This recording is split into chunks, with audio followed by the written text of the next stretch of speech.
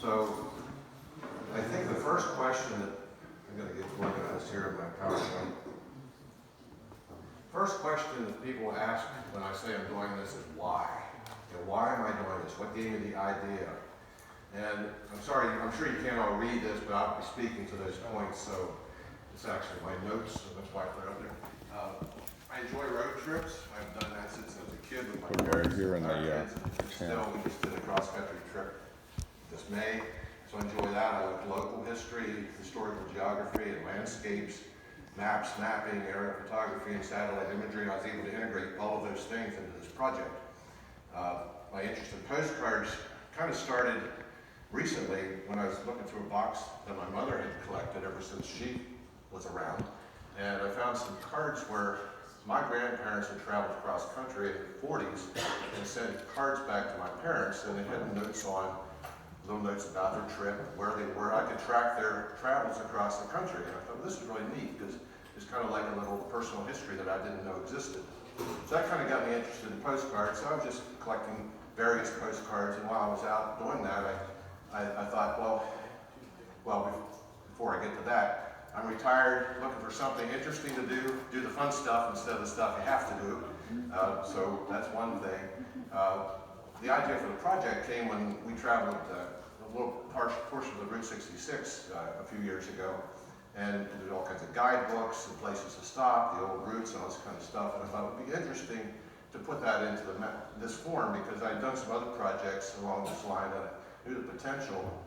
So I come back and started collecting postcards. I thought the Lincoln Highway is much closer to home than Route 66. It's also not documented nearly as well. I did a quick search on Amazon. There's like 2,000 plus books on Route 66. There was 216 on the Lincoln Highway. So I thought it'd be easier, to get an audience there maybe.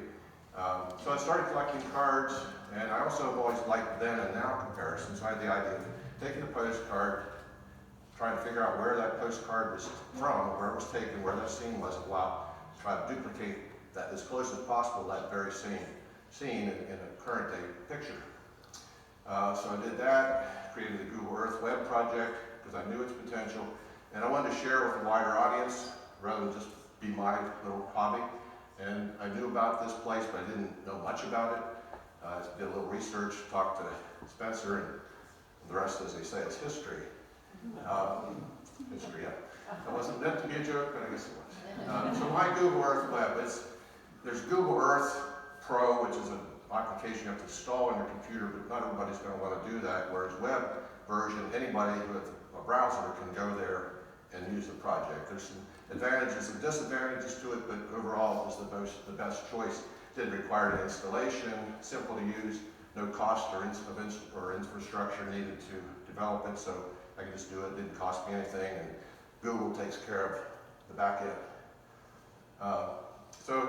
First thing I decided to do was map as well as possible the old alignments of the highway.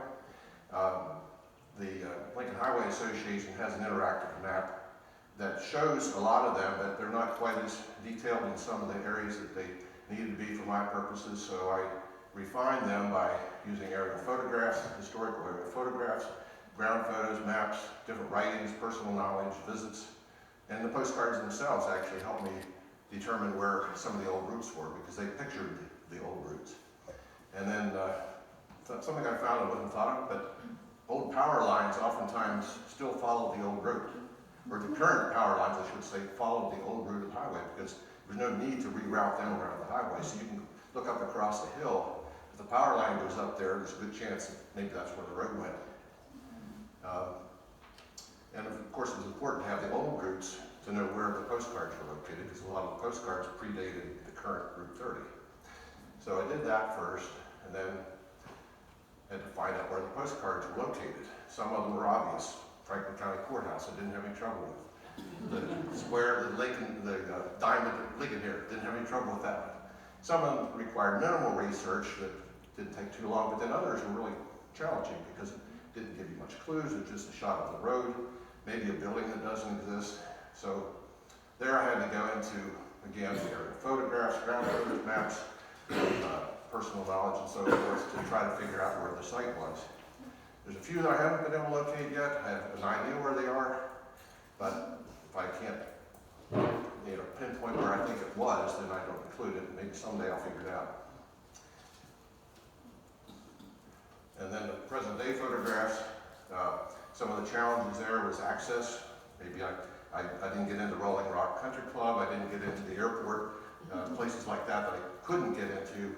Some of the hillsides that are covered with, whatever that I wasn't going to climb. Safety was a problem, so much more traffic these days than what there was in 1920. To stand in the middle of a road isn't always easy. The foliage is a lot different now than what it was. A lot of places have regenerated the tree growth or shrubs and things like that, so some of the views were partially blocked.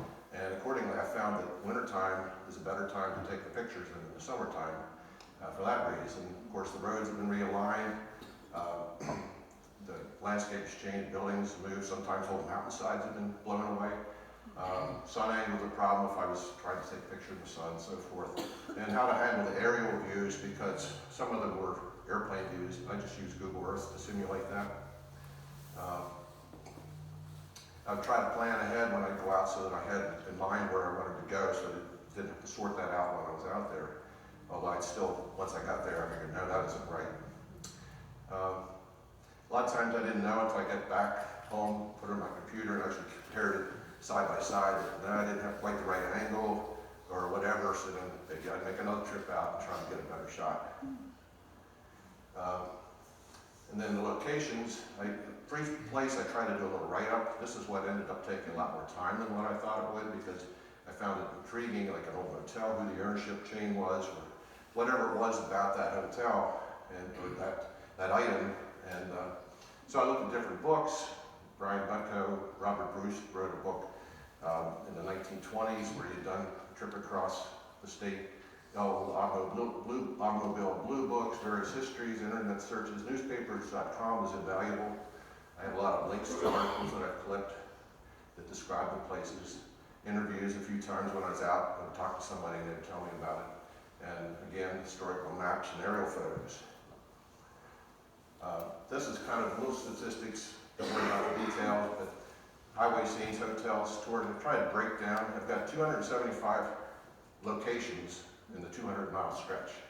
So that's a lot. And I've got another 10 or 15 that I want to add. I'm going to try to hold it at 300. I think that's already too many, but I'm going to try to keep it at 300. About 375 cards, because some locations I have multiple cards for.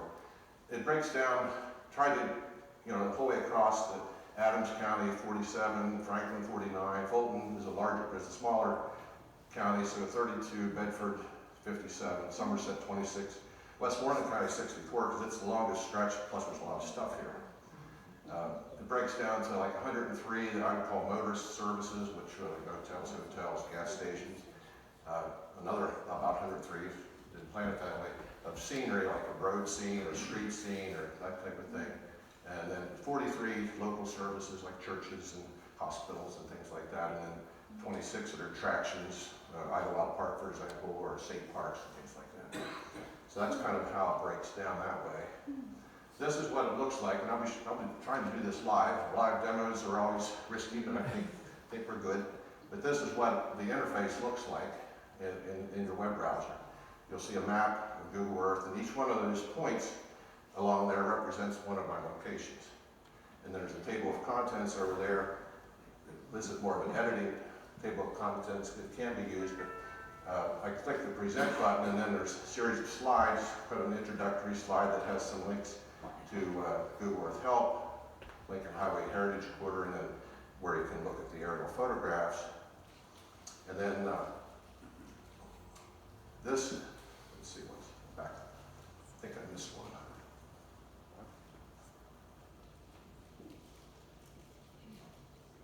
Yeah, that's what I would show you. This is a legend. The points are represented by this, the logo from here. Each point I have a street view location too, so it zooms in. You can see Google Earth Street View of what it looks like today.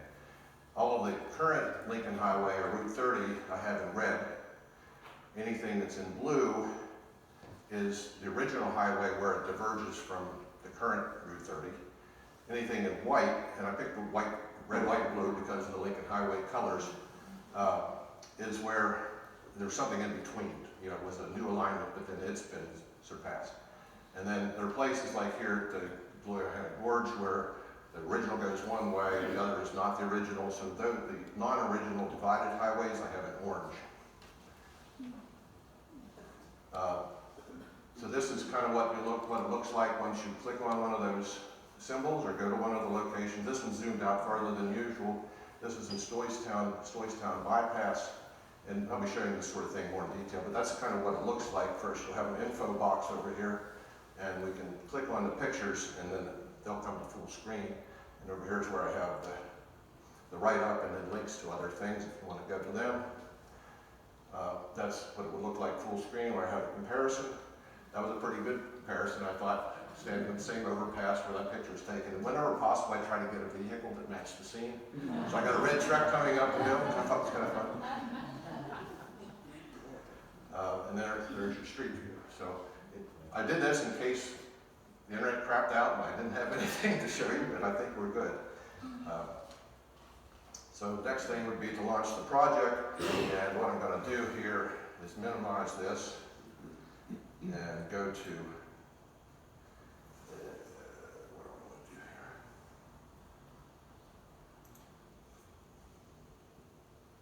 First of all, you would come to, if you go to the Lincoln Highway page, website, you can find this page underneath the Lincoln Highway Heritage Quarter. You click on the interactive postcard map, and that'll bring you to this page that gives you some instructions, a little background on the project, some instructions, and then when you want to launch it, I'm going to close this. I already had it open, but you click this, and it should open. And I think I can expand this a little bit now. Apologize for those of you in the back who probably can't see the details, but hopefully you'll get the idea. So when it opens up, it'll look something like that. So that shows you the entire range, if I can get this mouse to do what I want it to do, from Adams County to Westmoreland County. Now, over here I have that little write-up that talks a little bit about the project, gives some credits, and then some instructions. So you can scroll down here to get some information. I have an email here that you can contact me through the Lincoln Highway Association. If you have any comments, corrections, or anything like that, I'd like to hear them. I would suggest for most people to start out clicking the present button here, and then that brings you to this look here, where there's a series of slides. The first one is that introductory slide that I was talking about. My writing didn't quite line up there like I'd like it to, but anyway. Then the next one would be that legend I was talking about. You okay? Yeah, I think I did zoom it up. Maybe back it up there a little bit now.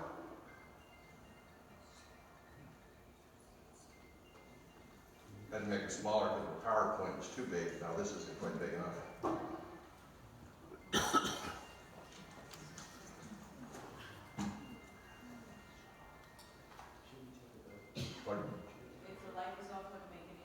We have an option to make it a little bit darker in here, but if we make it darker, it's going to be a lot darker.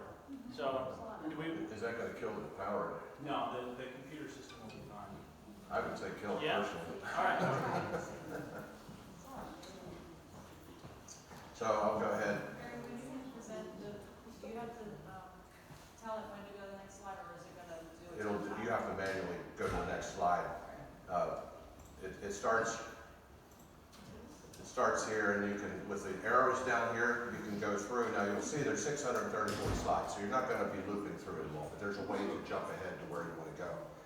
But initially I'll start to show you how it works when you loop through. The first county is Adams County, and then I go east to west because I live in Franklin County, and I started in that area, and I just worked my way east to west, and no reason other than that. The first one is Adamstown Lutheran Church, was technically not on the Lincoln Highway, which is here. It's a block off, but the card itself says that it's on the Lincoln Highway, so I included it. It's just a church that still stands, still in existence. The steeple apparently got taken away at some point.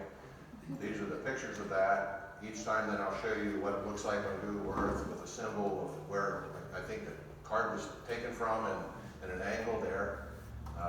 So that was fairly straightforward. And I have a little bit of a write-up here, not too much to talk about here. I'll go to the next one, which is the square in Abbottstown. I'm sorry, that's the street view of the church. So you'll have the overview and the street view of each one. And then if I click next, it'll go to the square. And if I zoom in here, it'll show me the square in 1933 when this card was written. There's a little note here, everything home okay. I hope you are well. I'd love to you. Emily stopped here a few minutes, so forth. And pretty much the same scene today, actually. There's some places where it hasn't changed much. There's some places it's changed a lot. And there again, the street view. I'm only going to go a couple of these, then I'll jump ahead. Just wanted to give you an idea of how this works. Here's one that I also have a card for. It's the Upland House there in the square of Abbottstown. If you ever get over that way, you can try out their chicken and waffles, which was like the main dish along the Lincoln Highway back in the day. And Sunday brunch, they sell chicken and waffles at half price for $7.50. So it's a good buy, and you get a lot of food. So if you ever get Abbottstown, I'll give them a plug.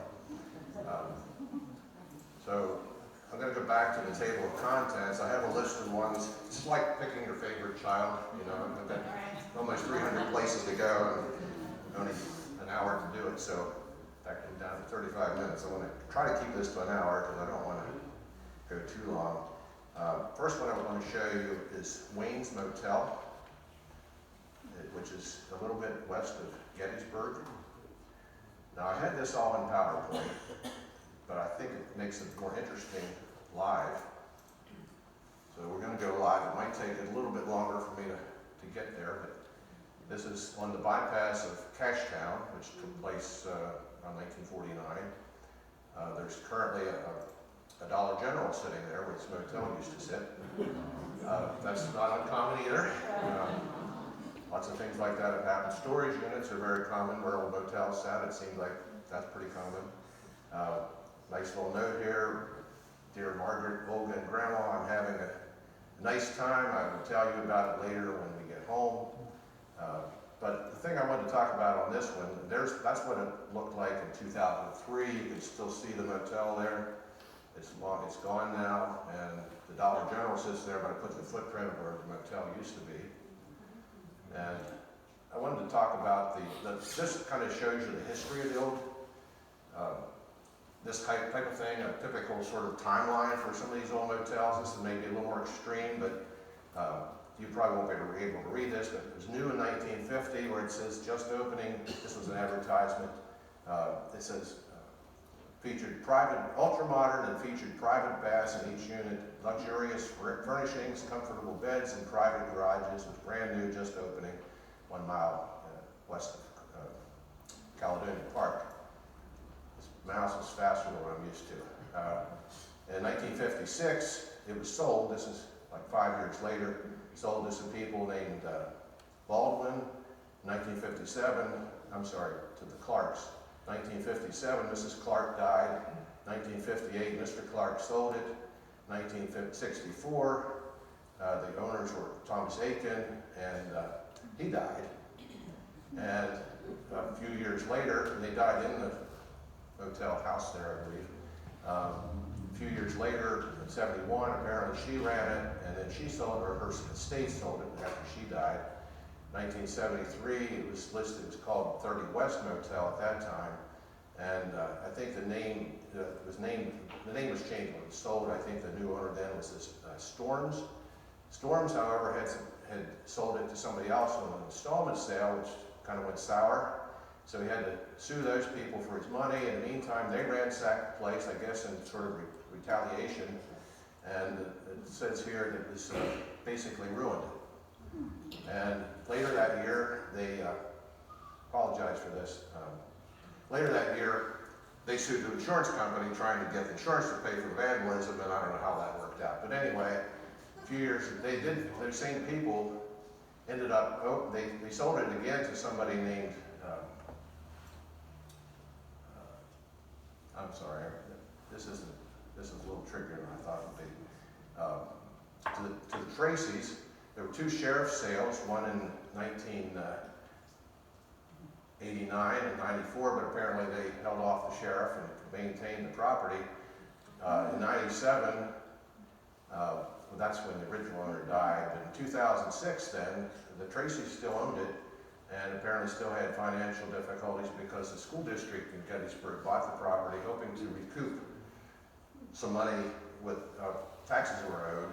And at that time, the school board guy said that the property was in a dilapidated state and had been for some time. The sale notice that they put out in the paper when they wanted to try to sell this, it said, for sale at auction, 1 rundown, uninhabitable motel. So it went from the ultimate modern, luxurious place with the garages and all this stuff to that.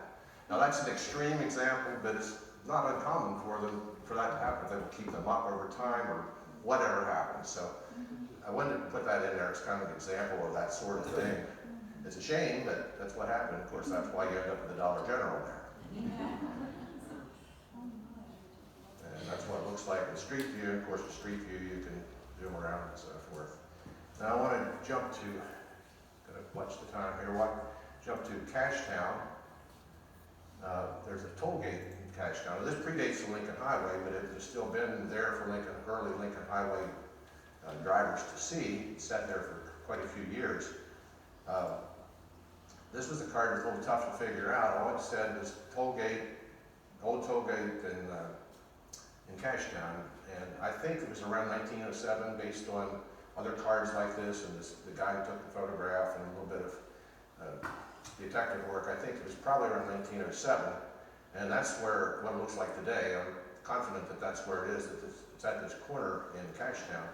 I knew it was on the corner, or could tell it was on the corner if you look at the cross beams on the power lines, same as today, where it's going 2 different directions.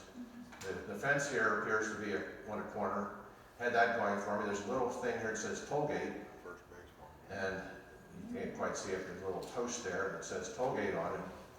And I found a couple of things. What happened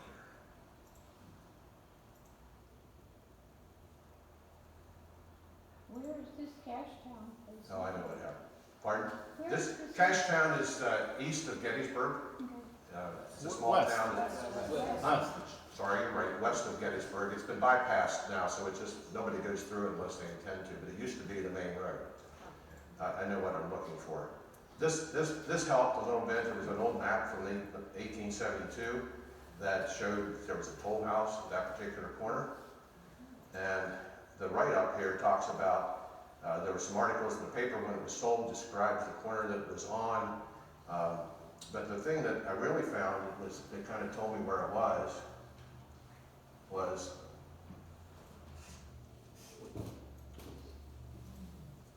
this postcard that I found online. Is from the township site there where this is located.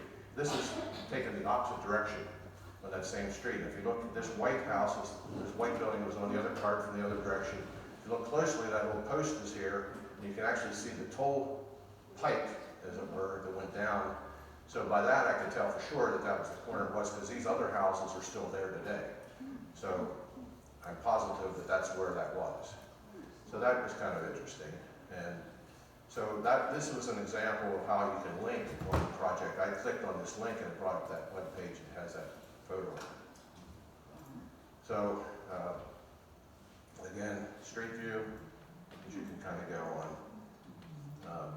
I'm going to go to Caledonia Park, Caledonia State Park, which is just inside the Franklin County line. And where are we here? I want to go to the Log Cabin Inn, which was an old inn that disappeared, I think, maybe in the 70s or 80s. It was torn down because the state owned it and they said it wasn't worth fixing. It's just a vacant lot there now, a grassy area. But that's what it looked like at one time. These people were spending the week at the cabin, and these people were having a good time. This is the back view of the same building. Hello, Betty, and we are having a royal time. It was great here. Swimming is great and tennis too. We have a radio, and do we dance? I'll tell you all about it, and I see you. What are you doing this week? So that was The messages to me are as important as anything. I enjoy the messages as much as anything. Whenever possible, I get a card with a message. Unfortunately, not every place that I wanted, I saw a card had a message, so I sacrificed that. A lot of times I would go into old aerial photography and to confirm where it was. This was a 1937 view, and here's the old hotel. And these are the two different angles that it came from, and this is what it looks like today. So, enough of that. Let's go to Chambersburg, the Lincoln Highway Arch. I don't know if anybody have ever seen that. It's a sort of an iconic Lincoln Highway landmark. Not anymore, of course, but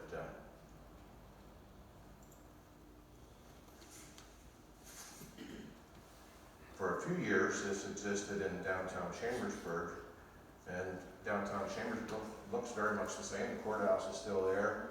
This bank is this bank now. It's the same as Valley National Bank.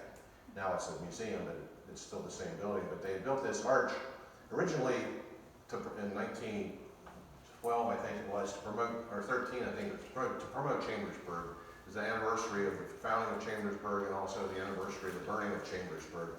And a few years later, that's what it looks like there in the square. A few years later, the guy who's in charge of the Lincoln Highway, Henry B. Joy, the Lincoln Highway Association, drove through Chambersburg, saw the arch, and said, it'd be great if you could add the Lincoln Highway on there.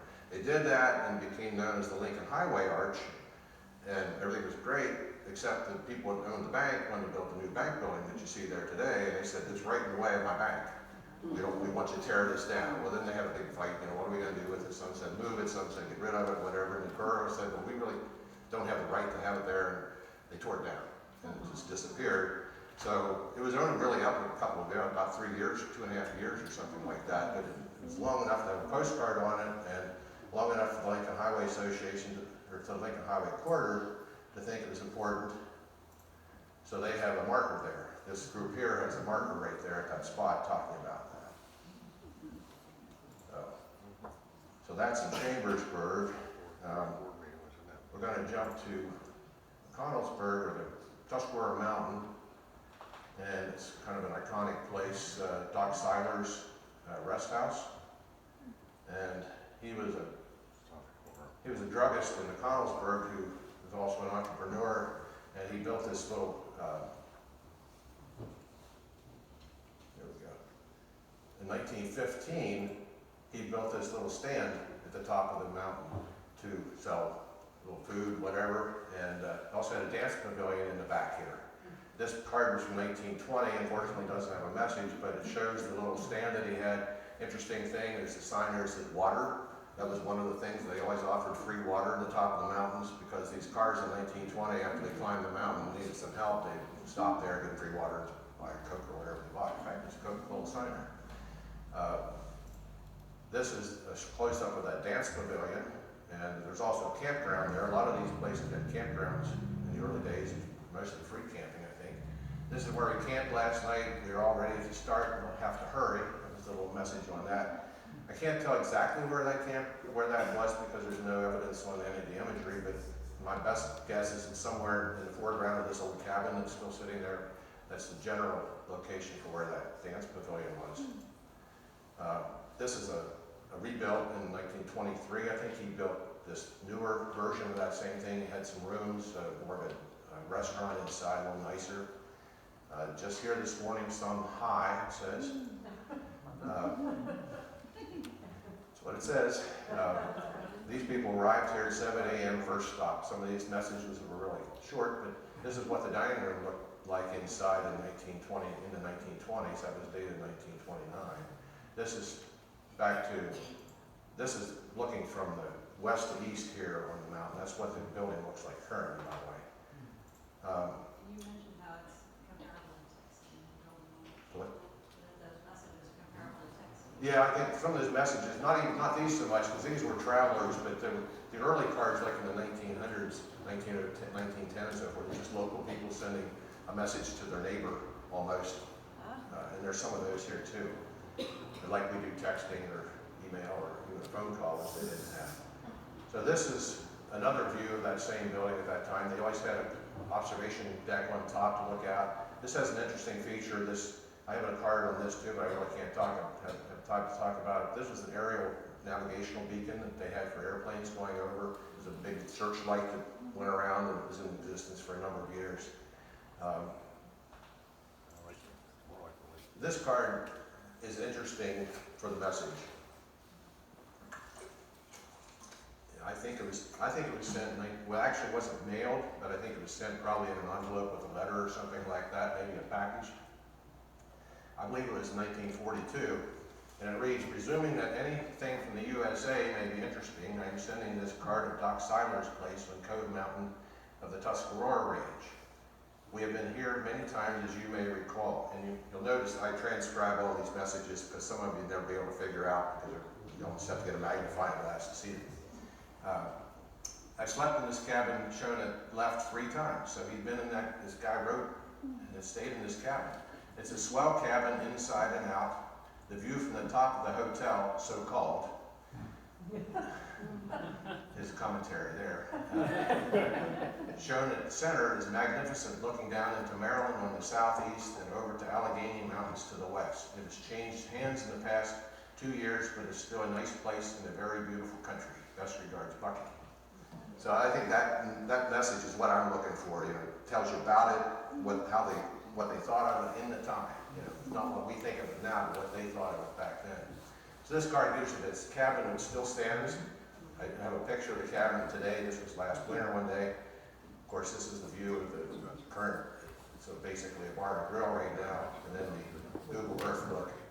So I think it was 1942. I think it was sent to servicemen, because it's sent to somebody overseas in 1942, because it gives the date of changed hands from 2 years ago, which would have been about 1940. It changed hands, so that helps me know the date on that. So that I find interesting. The next card is more the current look. This was from 1967. It has basically the same look that it does. These cabins were over here then. Two of them actually. One stands, we saw earlier.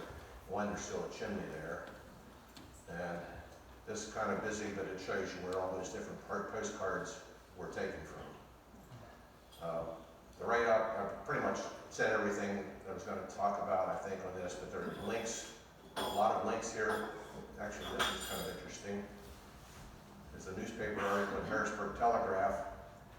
And this guy knew Doc Seiler, and he was traveling there over the winter months. I think it was November.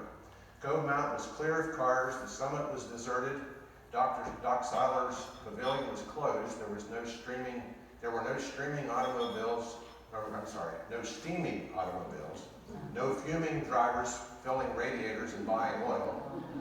No fuss owners wondering why they hadn't made it on high gear. And on the grades, there was no chugging, straining mechanisms proving their demonstrators had been altogether too optimistic.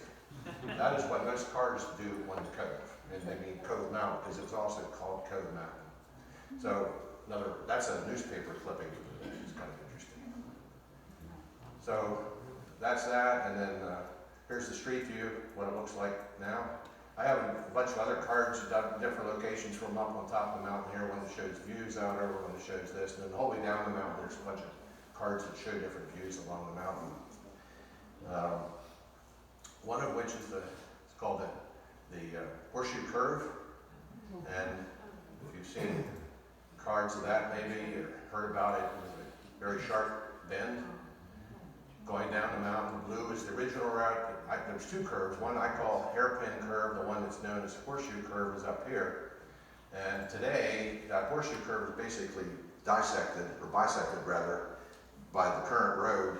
And you can envision the road coming down this slope here, this being full of, earth, and then turning around. It kind of, in a U shape, came toward you, if you can envision that.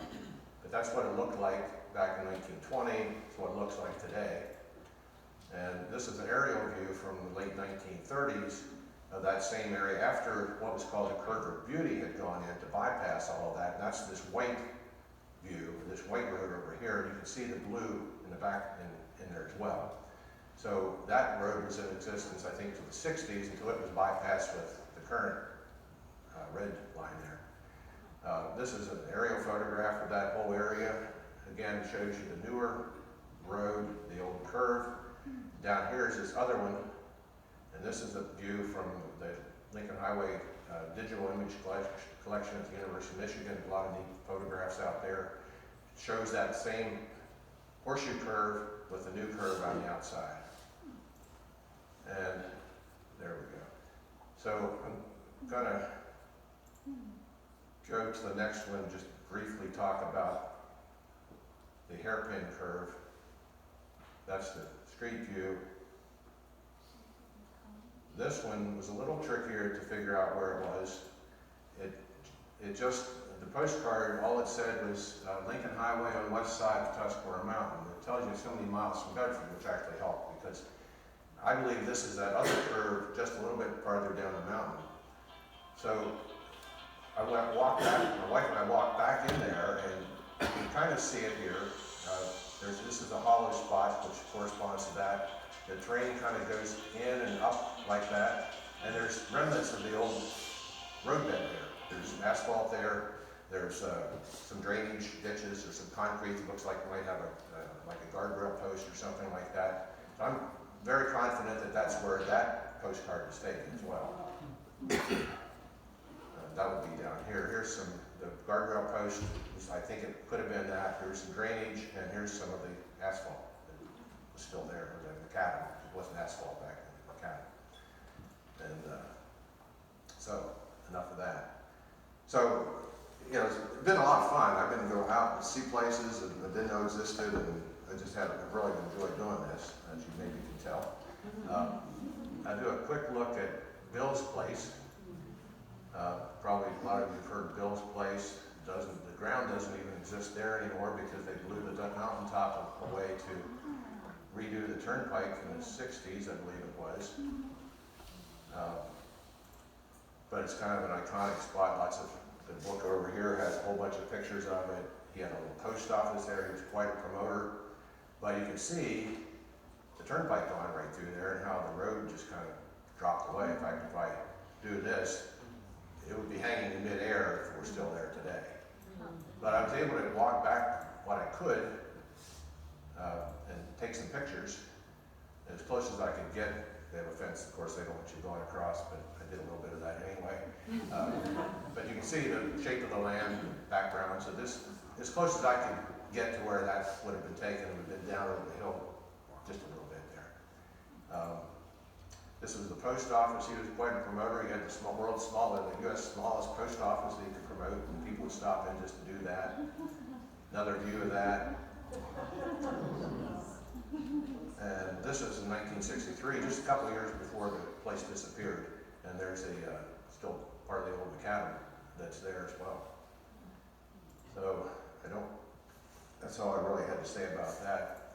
Another Lincoln Highway, I could say a lot more, but I want to show you a bunch of stuff here too. This one kind of ties into this museum here. This was at Snyder's Gateway Inn, which is in Greasewood. If anybody's traveled 30, they know Greasewood and what it looks like today. It didn't look like that at one time. The first place in Greasewood, one of the first businesses, was the Snyder's Gateway Inn. There's still the Gateway Inn there today. It's a truck stop and everything else. But that's what it looked like in 1946. Well, I found this card written by, and usually you don't know who wrote them because we'll just give the first name. But this guy, he was in the military, so he has his whole address on there, Commander B.R. Kunow, USNR, Dalvin, Virginia. And didn't arrive here until 3:30, slow in the getaway, and the car got good and hot, expect to be in Pittsburgh in 3 hours. So I didn't know who this guy was, so I did a little looking up.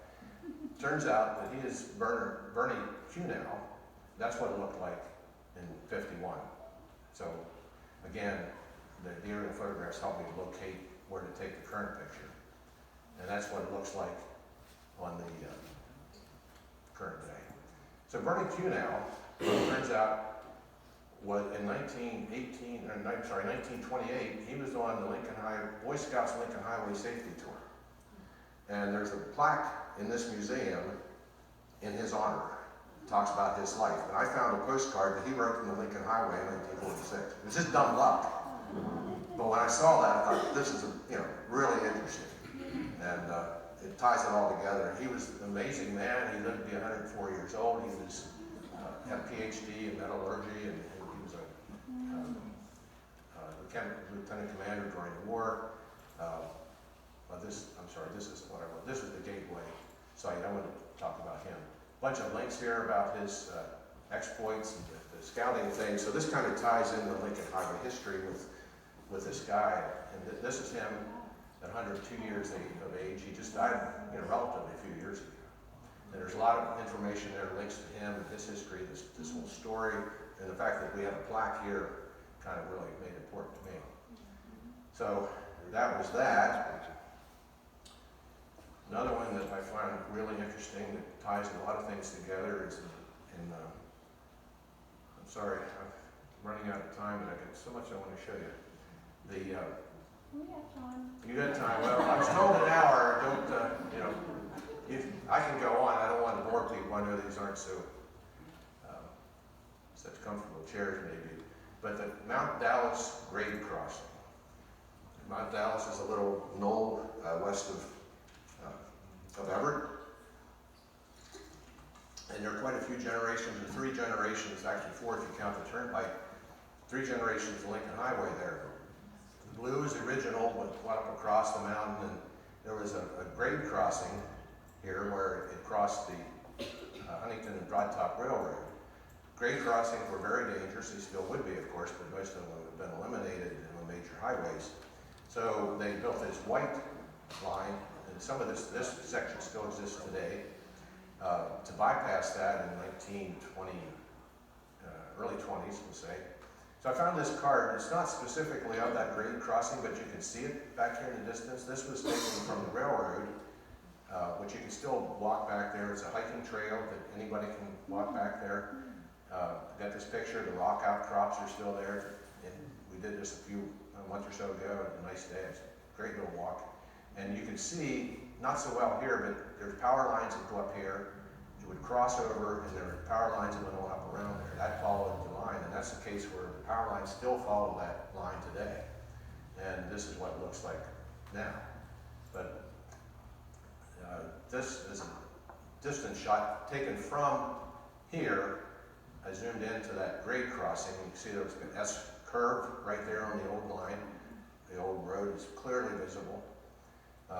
This was the railroad. This is the line, and this is the case where I was able to actually put some detail into this line. Most of the time, this is just represented as a straight line across there, but I know that it wasn't. In 1921, they bypassed all of that. I found this is the 1939 image. Same idea. The railroad station used to set here. It was another card. It had burnt down in the meantime. This other building is still, foundation of that still sits there. You can see that today. The railroad bridge came across the Juniata there. So I've got the 21 alignment, the original alignment, and so forth. This picture I found on the University of Michigan site, which is really neat, because this was taken in 1921 from across the valley, looking across there. We can see all of that. Here's the railroad line. This is the grade crossing would have been right in behind those trees, of course. The station was still there. Original alignment, you can see it going up this hill, would have done that little turn, going on up around that hill, and here's the 21 alignment that had just been finished. I think I'm seeing grade crossing gates here. There's 2 white lines that have like white, dark, angled in such a way that I think they were crossing gates for that crossing. I haven't seen any documentation on that, but I believe that's what they probably were. This is the ground shot today. This is looking east, down the hill. Again, the highway was coming from behind, came here and turned right, and went down that hill. The railroad came this way and over to the right. And this is looking up the hill now. This is kind of an access road. People use it for ATVs and stuff to go up there and ride the trail, so it's kind of muddy, but people are back there, but most of them probably have no idea where they were, what it was. Yeah, that was the original Route 30. Now, a couple things. You can see how the power lines follow the old route. They still do. Why move them to the new route? There's nothing wrong with that. The other thing that really struck me back here is this was the main route between New York and San Francisco at one time. you know, you saw that picture where there's this car, this was after, that road continued to be in existence for a while, I think. This car coming down there, that was the road to the west. It's hard to imagine now when the car passes the whole time they're back there, you know. I find that interesting. In a lot of these places where the old roadbeds have been abandoned, and one day that was a busy place. I think I've said about all there is to say on that. I've got various links here to newspaper articles throughout, any place, you know, you can highlight that and go to them. And then Street View doesn't show too much, because the best I could do is from the main road now, and it kind of shows you up to where that was. It's not quite, it doesn't tell you too much. So that's the Mount Dallas. Another interesting story was in Bedford. Postcard was called U.S. Government Trucks. And I didn't know anything about this, or even where this was. I've never heard of this situation, but there we go. The postcard was just this picture. It turns out they're military vehicles, Army vehicles. It just says U.S. government trucks along going east over the Lincoln Highway. It doesn't even say Pennsylvania, but I thought it was. And tried to, well, where was this? So I went back to my maps and everything and Google Earth and determined it was coming, the straight stretch going into Bedford from the east. And you can see the train matching almost perfectly. It's this long stretch of highway. Well, it turns out this was probably made in about 1918. It's not dated, but based on the style of the card and other cards that are dated, I think it was around 1918, which makes sense because, and that's what it looks like today, they had what they called truck trains during World War I, where they had manufacturers in the Midwest, or Ohio in particular. They had a depot in Ohio where they would ship things to Baltimore, Baltimore to get on the ships to go overseas to support the war effort. So I think that was one of those truck trains. Well, I did some research and found that Bedford really took that to heart. These soldiers were coming through. They set up a canteen and brought them into their homes to help them out when they're coming through. So that was kind of fun to learn about that. And again, I've got links to the articles and so forth here. But then I found another card in, actually, what I'm going to do here is jump ahead. I have this link in here to downtown Bedford. I found a card written in 1918 by a guy. And this was November 18th, 1918, right in the middle of all these truck trains that came through. It says, "Dear John, how are you? I'm fine and having a bully good time. We got here Saturday night." This was written from Columbus, Ohio. So he's talking, he got to Columbus, Ohio on Saturday night, but the card is in Bedford. "We expect to start back to Baltimore in a day or two with 40 trucks. I had a good time in Baltimore. White was down to the bay. We expect to get home before long. Hope I can take Old Ed." And I'm not sure I understand this part. "Hope I can take Old Ed." I think that's what it says. "By the hand when I get back." And a lot more of them. I don't quite understand that. But anyway, I haven't got a letter since I left Funston. Well, I did a little research when the guy was sent to. I believe that this guy was, I'll show you right now. There's some other cards about the downtown. It's not really why I wanted to show you this. I believe this guy was named Elijah O'Good. He signed Elijah. And I looked up the newspapers in that town, and there was a guy named Elijah Good who left for the Army on July 26, 1918 and went to Camp Funston. So I believe that was him. He'd gone to basic training. By November, he was on his job doing these truck trains, and it so happens that there's a depot in Columbus, which is still used today.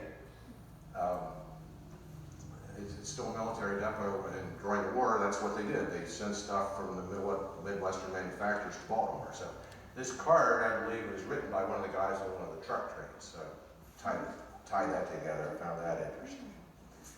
I'll go to sort of an iconic thing. If you go to the website here, you'll see the coffee pot in Bedford. This card just recently online. It's an original card, I think from 1920s, and that's what it looks like today. This section of the garage there, that section is still there. The roof is gone, and everything else is gone. Of course, the Lincoln Highway Association a few years back restored that and moved it across the street to the fairgrounds so you can still see the coffee pot. I won't get into a lot of the detail on that, but that's what it looked like 1993. You can still see the coffee pot there before it was taken down. And that's what it looks like today. History here of it and so forth, but I wanted to include that. What I found interesting, these cards I think are pretty hard to come by. And I talked to the person I bought it from on eBay and asked her, what kind of history what can you tell me about this card? Where'd you get it? She said it was her father's card. He loved Roadside America, and she thought he probably owned that card for 50 years. So that made it special to me to be able to get it. She had another card from a place called Skytop in Bedford County that I just missed getting on eBay, but I didn't bid enough, I guess. But it was another one. I was looking for another one of her cards. So anyway, that's the coffee pot. I'm not going to talk much about Grandview Point, but I'll show it to you. Everybody knows what I'm talking about, the Ship Hotel. There's a lot been written about it, but I'll just take you there briefly. And the neat thing about Google Earth is you can kind of zoom around, see what the terrain looks like and so forth. I'll show you a couple of cards. There's probably hundreds, if not thousands, of cards and views. Just a few here of the old gas station across the street. Inside the ship itself, I parked my car there to kind of make it look like it used to. You'll see that white car a lot in these pictures. View out over, and another one. And this was in 1939, showing the different angles. And then this is you can see the old hotel there. And then I have it outlined in today's imagery where it would sit. So enough said on that. I think people know about that, or they can look it up. I've got a lot of links there to the famous places, you might say. I don't do a lot of research on. I just put links to other people's works. I didn't take the time to do a lot of that. Another thing I want to include is I usually try to go old stuff, 50 so years, but I found a card from Flight 93 Memorial. Thought that was important to the Lincoln Highway these days, unfortunately. In 2005, a local photographer took this picture of what was called the temporary memorial. And maybe some of you have been there, were there at that time. I'm sure a lot of you have been to the current. But this was out in the middle of what's now the middle of the field. It was set up there. People would bring out whatever mementos they wanted to leave there. And it's right in the middle of that big circle when you go there. And you can walk this path back to where that picture was taken, and there's a little plaque that talks about it. And this is 2005, but about the time when I think this was taken, you can see the shadow of the memorial there. Again, enough said about that. We'll go to the Height House in Stoystown. It's an old hotel. It was on the Lincoln Highway from the beginning, I believe. Just a couple things I want to point out about that. The street scene in Stoystown in 1923, today, really doesn't look too much different. And one of the reasons is because Stoystown was bypassed back in, I forget what year it was, 30s or something like that. So the traffic got diverted, and it's much the same town as it was then. The building itself, though, is used for elderly health, senior housing, let's say. And that's fairly common too. There's at least half a dozen places along the road where an old hotel in town has been converted to that sort of housing. So at least they keep them going that way. I want to show you this message. I think is kind of neat. And it's written to Miss Evelyn Lambert by somebody whose initial is K. It says, I sent you a letter by Fast Express. It reached you quickly, I know. Your answer is coming by freight, I guess. It comes so exceedingly slow. And then why? So who knows what's going on there? Now this guy's not quite as poetic. It's also written to Miss Opal, somebody or other. How be you? I'm almost okay. I still had a sore throat. Telefeed, I said hello. Got over here about 11 o'clock Sunday night. We'll have to close as I can't think of anything else to write. So anyway, the messages are priceless sometimes. So let's go to Stonebridge Hill, which this is one that was a really challenge for me to figure out where it was because there's not much of a clue. And without knowing where the old route went, I don't think I would have ever figured it out, but I'm confident that I have it. It says, the message said, on the caption says, Lincoln Highway between Stoystown and Jennerstown. And if you look at the current Lincoln Highway, there's no place that matches that terrain. There's one I thought was, but yeah, I couldn't make it work. There's a barn down here, halfway up the other hill. There's a road coming out here. This car's right at the road, about where that symbol would be. I think this is right here, and it's on Stone Bridge Hill. There's a game preserve here. There's some people that sell maple sugar down at the bottom of the hill. The barn used to sit there because I have, well, this is imagery from 1939 when the old road came up through here. The new road is this red dash, and on the, this is where it used to come. The game park line is right here. The maple syrup people were down here, and they sell really good maple sugar. I'll tell you that. I like their maple sugar on cornflakes.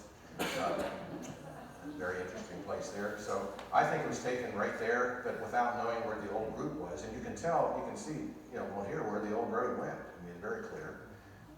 There's still some remnants of that on the current imagery, but it's getting tougher to see as more things get overgrown.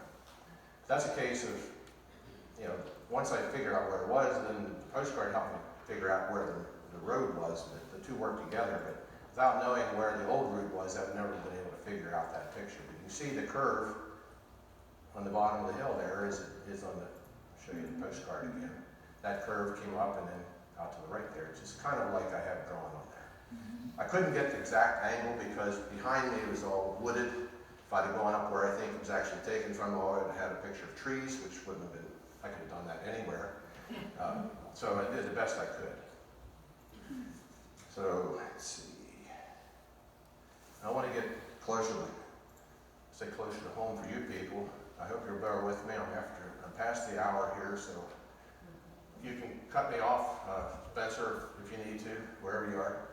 I want to show you some things closer to this area. Let's see, what do I want here? Ligonier Beach. Probably most of you know where that is or was. That's what it looks like today.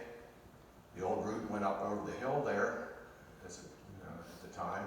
And this picture was taken from the old road, down looking from an aerial view. Now, I can get that same view today, but it's full of trees. It's all grown up along there. If I hadn't taken this in the off-leaf time, I would have nothing.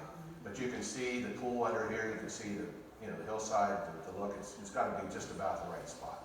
The buildings are still there, and I understand that people are trying to revive that. I don't know, maybe somebody here knows more about that than I do, but it'd be nice, I guess, if they could. It's a historic place, of course, and it's been around a long time. That's what the street view, or the Google Earth looks like. The street view would be from the main highway now, looking into what's there now. And I have a lot of links here for that. There's a YouTube video that somebody did with old family movies of the place, so lots of fun stuff there if you're interested in more on that. Let's go to the Ligonier Springs Hotel, which was downtown Ligonier. Where are we? Here we go. There's about 4 generations of hotels there. It started out as Ligonier Springs in the early 1900s when it was rail visitors who came, and it was near the railroad line. That's what it looked like in 1910. Predated the Lincoln Highway by a little bit, but as near as I can tell, that view of the Ramada that sits there now is pretty close to where that photo has been taken, where that old hotel sat.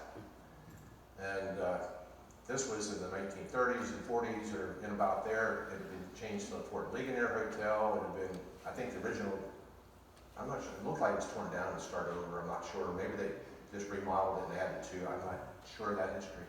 This is from the backside of the Ramada, not much to see, but that's taken from about where I think that was taken. You can see the street here. There was a street that went back here to the hotel. That was what the inside looked like back in the day. This is a drawing from 1934 is when the card was sent, and you can see the street here and this other street that goes out here. So that's pretty close to where that was. The drawing was from an elevated perspective, but that's about as good as I could get in real life. Then in the mid-60s, Arnold Palmer was the hotel had been badly damaged by a fire. I don't think that was arson, but there were a lot of arson fires along the Lincoln Highway, unfortunately. But it had been badly damaged. Arnold Palmer was forced from here, and there was a golf tournament coming to town. I'm not sure if it was the U.S. Open or what it was. There was no place to stay, so he was instrumental in getting this Holiday Inn built, which is currently the Ramada Inn. And I don't know how long was the Holiday Inn exactly, but that's the same building, same perspective there. I have not yet been able to find a postcard of the Ramada Inn, but if I ever see one, I'll put that in. And there's the different angles of the picture. This is in 1939, when we went to Fort Ligonier Hotel, and the different layouts of the buildings there, and what it looks like today. And again, a lot of links here, a whole bunch of links that kind of give you the chain of names of the Frank Hotel and so forth. Just a lot of information on that you can find. A lot of newspaper clippings from newspapers.com. Let's see, a few more. West of Ligonier, the roads have been rebuilt, re-engineered numerous times.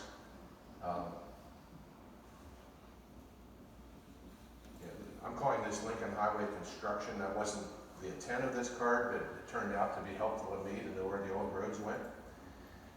It's just a view of Ligonier from the west, but it captured this road here was that one rebuilding of the Lincoln Highway.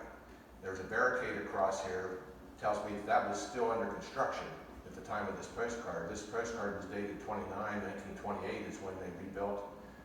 They eliminated that old Route 30 that went up over the hill. So that is interesting. It captured sort of the construction process of the highway. Also helped me know how this old road came out of Ligonier. So I was able to map it properly. Most people would take it down to where the current road goes, but it actually cut across there. So what you're seeing is the original route here.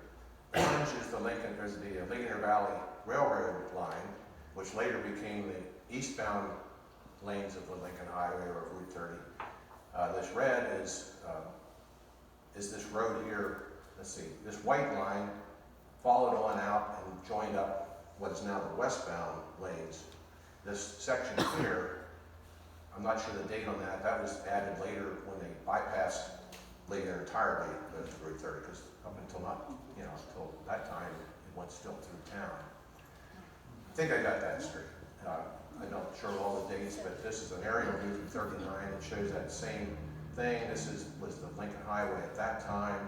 This was the railroad, and this was the old highway here. And that's similar to what I showed you there before.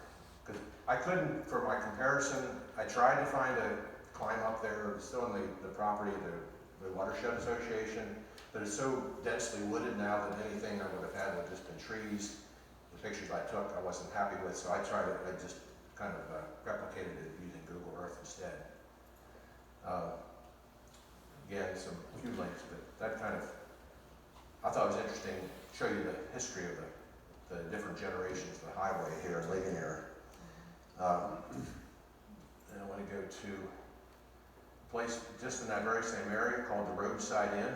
Who here has ever heard the Roadside Inn in Ligonier? 1, 2, 3, a couple. I think it's what I think it is. Well, I had never heard of it because I'm not from Ligonier, although my wife was born in Ligonier. She was born in what's now the hospital, the Guinness Hospital. Her family was from here. I have a postcard of that here. I was starting to put it in. I should have, just in her honor, but again, don't have time for everything. But I found this card. It's a Roadside Inn on the Lincoln Highway, Lincoln Highway, Ligonier. There, that's the building today. It just sits up. It's the next building, next property up from the Watershed Association barn. It sits in there behind the woods. I felt like I was reviewing something from, the Mayan ruins or something like that. All grown up. I don't mean to disparage the property owner or anything like that. I don't know the story, but it appears to have been abandoned. It's just all grown up. But it's clearly the same building. But to figure out where that was, I called or emailed Spencer and said, anybody here know where it was? Nobody seemed to know of anything about it. It's the only part I'd ever seen of it. So I did my research on newspapers.com, found a few articles talking about it, found it was owned by people by the name of Murphy. It was also called Murphy's Inn at times. It was only in existence for a relatively few years. And a couple of the articles talk about accidents that happened on the curve near there, and they said it was like a quarter mile from Lincoln. Well, that helped. I looked at it and said, well, it looks like the sun's hitting the face of the building, so it must be on the north side of the road. So now it's an east or west. And then another article talked about it being west of Ligonier. As soon as I put that together, I remember tramping around up there, taking those other pictures. There was a building back there in the woods. And I thought that was probably it, and it turned out it was. So that was kind of a fun thing to discover, because I'd never heard of it, and you know, that's been the fun part of this project for me, learning, figuring that kind of stuff out. And that's what it looks like today, pretty much the same spot. And I will say I did some research on I went to the current website of Westmoreland County, and the property just changed hands a year or two ago. Apparently the previous owner had died. It was willed to his son, or I think apparently his son. Don't know anything more than that, except in the description of the dweller, the structure, it said it was a clubhouse. So maybe it was used most recently by a group of guys for hunting club or whatever purposes. I don't know any more than that. Maybe somebody here knows more about it. It has a very interesting history. What's that? It has a very interesting history. Well, we'll talk about that later. What I did with it is again, I'm not here to disparage any property or anything, but it's there. It's what you see, what you get kind of thing. I do have a bunch of links here from back in the 20s and the 30s when it was in existence, talk about activities there, people visiting and stuff like that. Some accidents that happened on the road. I think it existed until about that time, and it probably went back to being a residence or something. You know more than I do. Anyway, it's there. I found it to be just a really fascinating story, and apparently more to be told. So check back for the link. Yeah. So I couldn't do a street view here because Google did not do street view in the old 30 years, so I couldn't do that. Another one just right around the corner is called the Valley Market. Anybody here know the Valley Market back in the 1940s? It was a little roadside stand, curio shop, or whatever you want to call it. They sold maple syrup and maple sugar and jellies, honey, and chairs, rugs, baskets, and so forth. Figuring this one out was a little bit of a challenge too, but before I get to that, the message here I thought was neat. This was written on December 8th, 1941, which of course happens to be the day after Pearl Harbor Day. And it was written by the owner of the stand, as near as I can tell, but I couldn't find much about any of that online. A few little articles, not much. It says, kindly make up those 6 sewing rockers and send them by express just as soon as they are completed. Yours truly, H.C. Henshaw. So he was ordering some more rocking chairs to sell. Now, did that have anything to do with Pearl Harbor just being bombed the day before? He thought there would be shortages, or just business as usual? And I don't know, you can make a story just out of that postcard almost. It's kind of interesting. But to figure out where that was, I think I went back to, again, the aerial imagery, and there's a few descriptions about where it was. The biggest hit in the papers was that it was on the steep hill above the railroad track. And I knew that the Lincoln Highway, the route at that time was just this 2-lane road there. So I knew it had to be close to the railroad, and it was a turn because there were a number of accidents on that turn. And the owner of the property was not the person who ran the store, but the owner had put a big fence with log posts in it, I think more to protect the property than to keep the cars from going over the bank, but there was a lot of wrecks there. So that kind of helped me know generally where it was. And I found this old aerial photograph from 1949 that shows appropriately sized building right there along the edge of the road. And it almost has to be there. And today, coincidentally, or interestingly, there are a couple of pine trees there, evergreen trees, I'll say, right at that spot. Could they have been remnants of that building? I don't know. But they aren't natural in this terrain here to see see those kinds of trees, so. You got the right spot. The right spot? Exactly. My gym teacher owned that building when it was still a store in the Okay. 70s. Is that right? So again, my history is limited to what I could find online. I didn't go out to libraries and do a lot of things. I think what I have is accurate, but not always complete. So I'm glad to hear you confirm that. A few links here to some articles. In 1949, it's classified listing for rent a small roadhouse about a mile west of Lincoln here. I think that was the one. The owner at the time was Ben Klein. Does that name ring a bell? Sir, Okay. I saw my gym teacher he owned a very famous clothing store in Lincoln here Okay. into the 80s. Yeah, I saw where he had other businesses in town.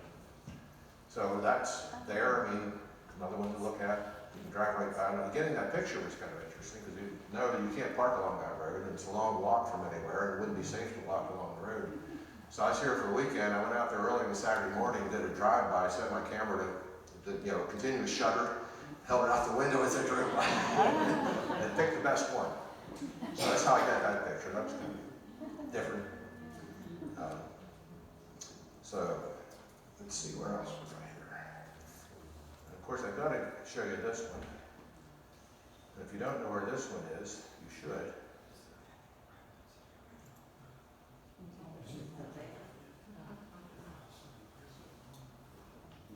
That one's just across the street here.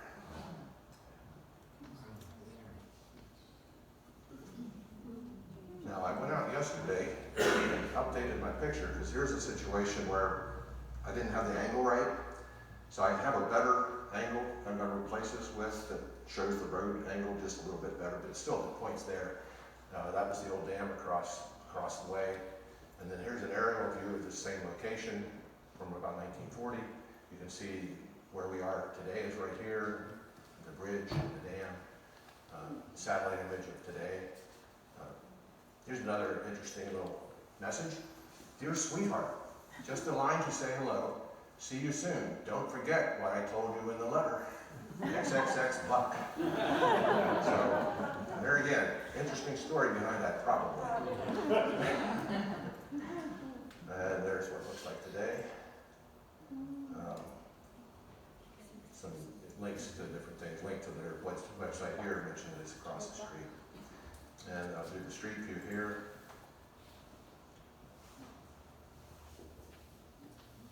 Looking down the way, where we are right now. So, one more, and it's Selcroft. Imagine some of you know where that was too. It's on the other side of Greensburg. This was kind of an unusual card. It's a double card that unfolded so it gave you a very panoramic view. It is where the Walmart is today.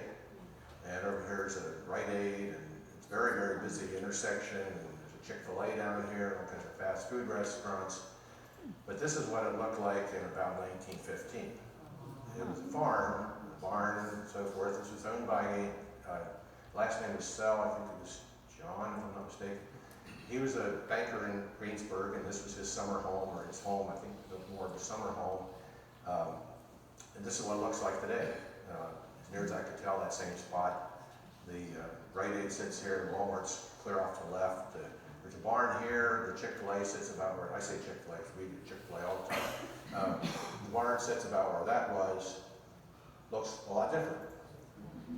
There's the aerial view from 1939, a few years later, but this landscape hadn't changed much by that time. The owner had died and been subdivided, but it's basically the same look then as it was in that photograph. And that's what it looks like today.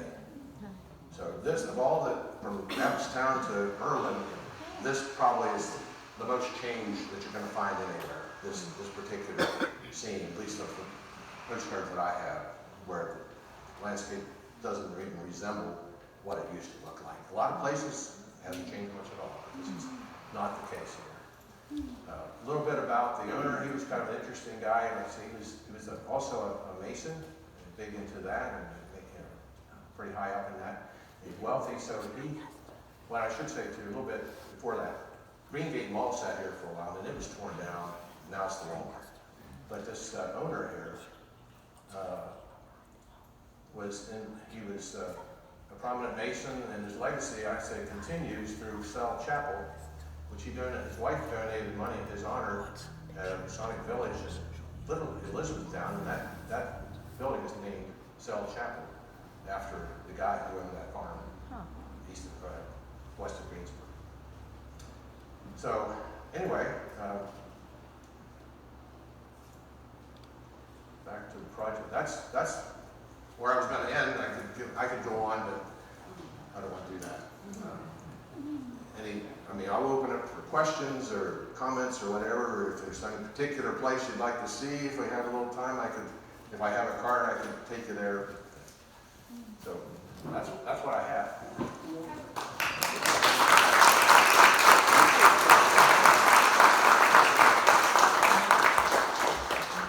I see up at Lincoln here, the plaque that says it's the last, maybe 1 of 5 of the Lincoln Highway corridor monuments that can be found today. Did you find? I did not look for them. I know I read about them, the concrete block markers. I did not. I would read about them, but I won't say that they're not interesting in it, but that wasn't what I was interested in. So I didn't try to map any of those, but they still exist someplace. I can interject quickly. Within our 6 counties, there's about a dozen of the original markers left and 1 or 2 replicas. But if you're interested in knowing where you can find some of those, then you can talk to me after. Where did you get your aerial photos, your historic aerial photos?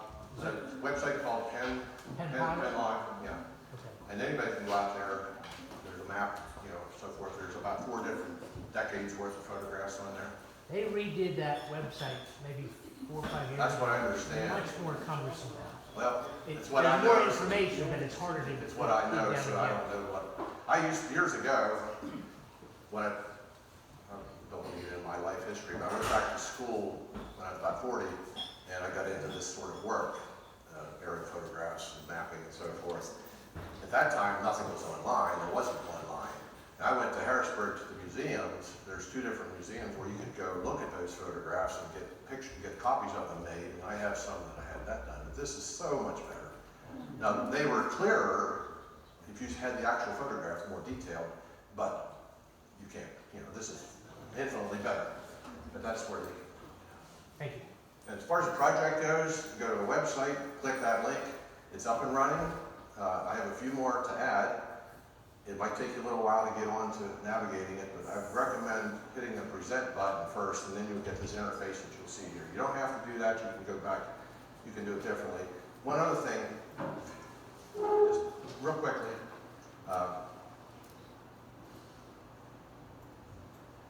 I'm out of the present mode here now. You can go anywhere on here, and if you see one you're interested in, here's the old Mountain View Hotel. You can click on it there and bring up the information. So you can interact with it that way too. And if you're in this mode, now unfortunately, in this laptop, I'm not seeing,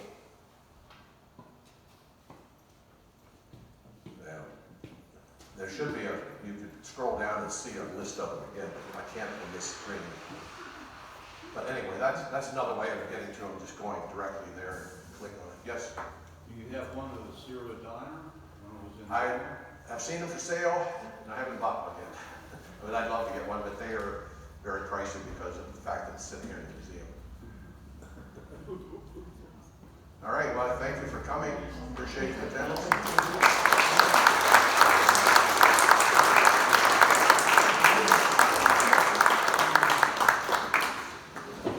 Yeah, thank you again, Barry, for all of your effort and for agreeing to come and present it formally. This is the unofficial but official launch of the project. We had our sights on this past November, and we ended up moving it to February to give Barry a little bit more time to complete it. It seems like some people, whenever they start a project like this, it seems like they just never quite are ready to be done. Like they just think of something else, and they think of something else that they want to add. And I will admit to you that whenever Barry came in to give us his progress, he started in Adams County, and he got most of Adams County done, and he brought it in to show us kind of what he was envisioning for the project. I was speechless. I had no idea how impressive and how extensive this project was planning. And he was planning the project to be. And I didn't know it was going to be this extensive either. But I mean, if you can think of a detail or any aspect of this project that he hasn't put in there, I'd be surprised. Like, he's thought of everything, and it's really shaped out to be a fantastic resource for researchers and for people who are interested in the history of the highway through postcards, and it will be available permanently on our website. I'm hoping eventually to even have a sort of a touchscreen display available in the museum for visitors to interact with it while they're here on site.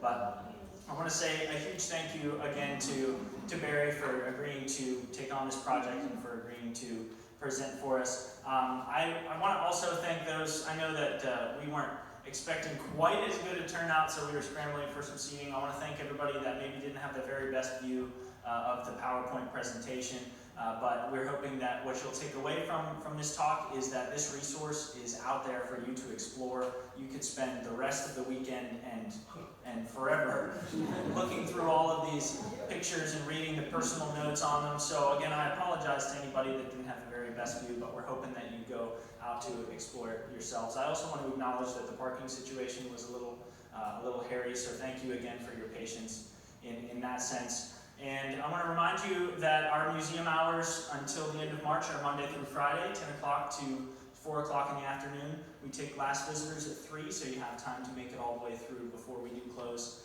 at 4 o'clock. And we've got our supper markets. We're planning those in the summertime, starting in June through the end of August, every Wednesday night from 5 to 8 p.m.